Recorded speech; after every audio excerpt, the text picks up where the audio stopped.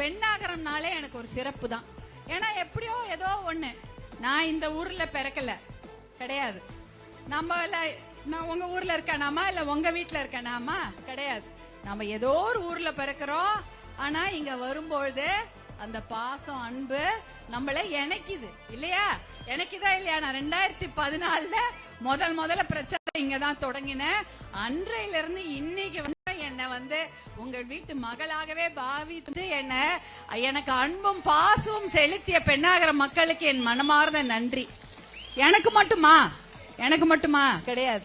நான் பிக்கிலி மலைக்கு இப்ப ஒரு கொஞ்சம் நாளுக்கு முன்னாடி போயிருந்தேன். தேர்தல்லாம் முடிஞ்சிருச்சு, பிரச்சாரம் எல்லாம் முடிஞ்சிருச்சு, ரிசல்ட் வந்துருச்சு. அதுக்கப்புறம் ஒரு வாட்டி போய் நன்றி செலுத்திட்டு வந்தேன். அதுக்கப்புறம் ஒரு திருமணத்துக்கு போயிருக்கேன்.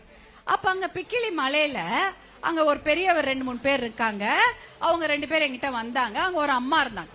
அவங்களும் என்கிட்ட வர்றாங்க. மா எப்படிமா இருக்க, நல்லா இருக்கியா அப்படின்னாங்க. நல்லா இருக்கேன். பாப்பா எங்கம்மா அப்படின்ற. பாப்பாவா? ஆமாம்மா, பாப்பா அங்க 2 பேரும் இங்க மலைக்கு வந்தாங்க. 2 பேரும் பிரச்சாரத்துக்கு 2 முறை வந்தாங்க. பாப்பா அங்க கண்ணிலே நிக்கிறாங்க. பாப்பாவை அடுத்த முறை வரும்போது கூட்டின்னு வாங்குறாங்க. எவ்வளவு ஆசை பாருங்க. அவங்க கிட்ட நான் சொன்னேன், பிக்கிலி மலையில உங்களை கேக்குறாங்க, உங்களை கூட்டின்னு வர சொல்றாங்க அப்படின்னா கண்ணுல அவங்களுக்கெல்லாம் கண்ணெல்லாம் கலங்கிடுச்சு.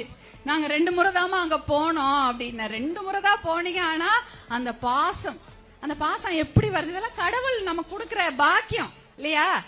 எங்கேயோ பிறக்கிறோம், ஆனா இந்த ஊருக்கு வரோம், அந்த பாசம் நமக்கு வருது.